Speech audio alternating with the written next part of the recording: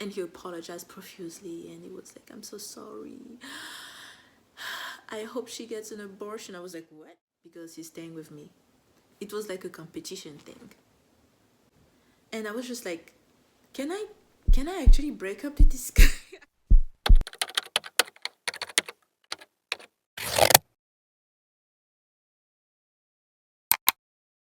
Hi girlies, welcome to the first episode of my podcast Exes and Glow, where we talk about our past romantic relationships and experiences and how we can grow from them, what we learn from them, and how we get to glow up.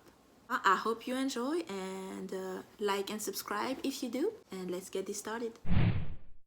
Previous experiences have helped me know exactly what it is that I want in a husband. So I'm glad that I found my husband when I found him, but there was still a lot of heartaches along the way.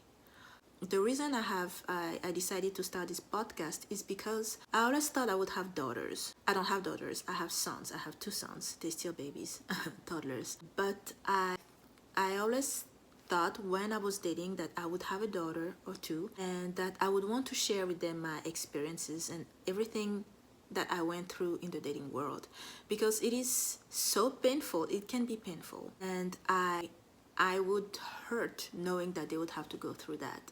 I mean, it's something that everyone has to go through, but I figured that if I can give them a little bit of my knowledge, maybe they will be more resilient or maybe more knowledgeable going into it, which is why I've always wanted to do what I'm doing right now. But I got sons, so I don't have any daughters. But it is still relevant because I can still help other young girls out there in the dating world currently, and be able to recognize some things that sometimes don't pop up right in our heads, that this is a red flag, this is like something that you should avoid at all costs. When I was dating, I have sisters. I have about, let me see, I have four sisters. And we didn't really talk about dating. We never did, actually. I saw them date, and by the time I started dating, they were already, almost everybody was out of the house and living their own lives. So I did not really have someone guiding me into this. And I will explain a little bit later why. It's gonna be more relevant because I'm not from America. I'm from Africa, specifically Congo, and the dating culture over there is very different.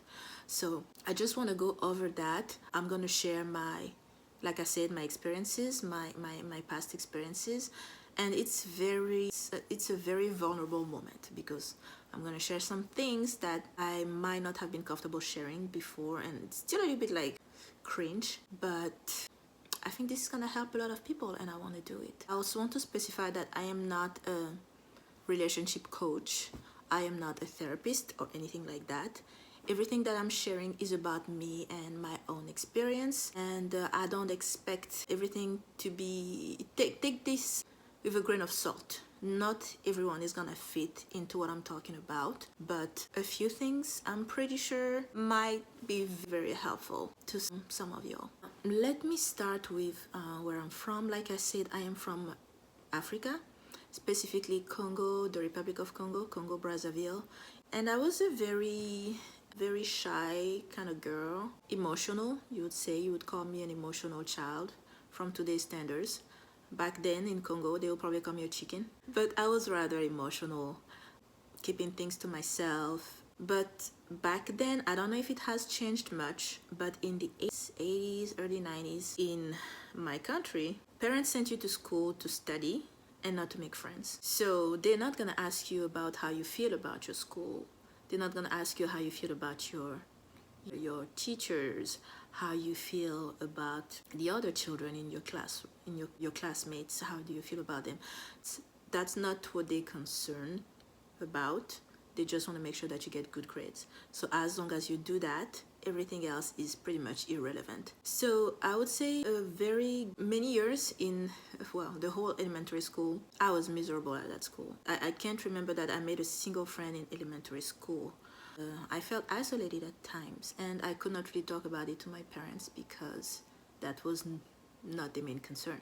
they wanted their daughters or the children, all the children, to get the best education possible from the best school, get good grades and everything else, well, whatever. That did not really help with my grades actually, because while I was a smart child, I didn't thrive in environments where I didn't feel included or understood. So I would be in my corner doing my own thing, and my grades were average. I was actually stressed going to work.